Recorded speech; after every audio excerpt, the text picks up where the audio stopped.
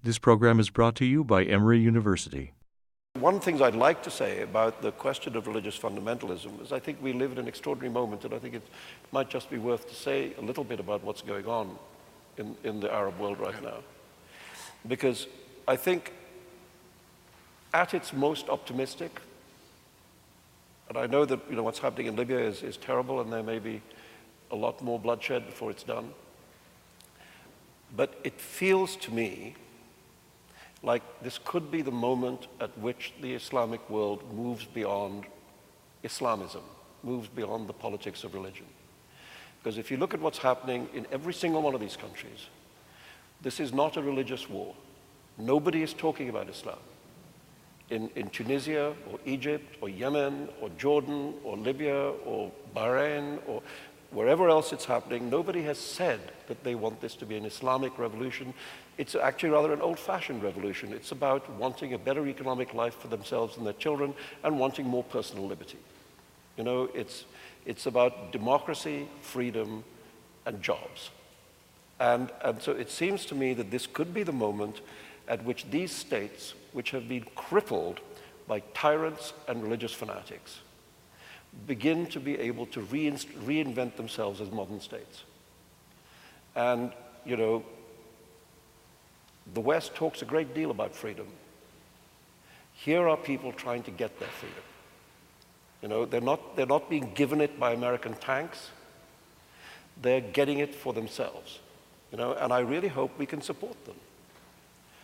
Instead of worrying about the Muslim Brotherhood or this or that fanatic bogeyman who's going to rise up to do terrible things, what we see is across the world people asking for freedom, and fighting for it and being prepared to die for it. And I mean, the religious fundamentalism thing is interesting. You could say that al-Qaeda was born in the torture chambers of Mubarak. Ayman al-Zawahiri is Egyptian. He has spent the last 30 years demanding the fall of Mubarak, demanding an Islamic uprising to overthrow the Egyptian despot. Have we heard from Ayman al-Zawahiri? Haven't heard a peep out of him. This is the revolution he's been asking for 30 years, and it happens, and he's got nothing to say because it's not his revolution. This is not a religious revolution, it's a secular revolution. And so he's a disappointed man. The tyrant he wanted to overthrow is overthrown, and he's not happy. And I think actually what this is showing a whole generation of young people across the Muslim world is that al-Qaeda is bankrupt. You don't have to go down the path of terrorism. You don't have to strap suicide belts on and kill people and kidnap people and terrorize people. You could get a better life for yourselves like this.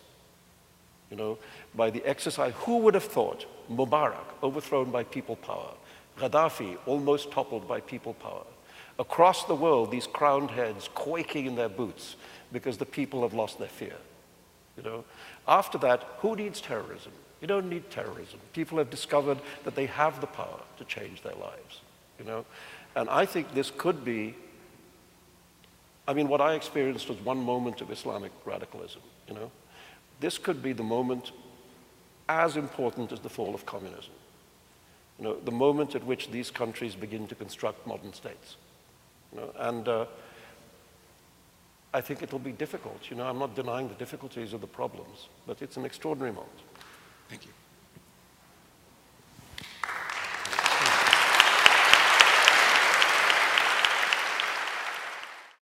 The preceding program is copyrighted by Emory University.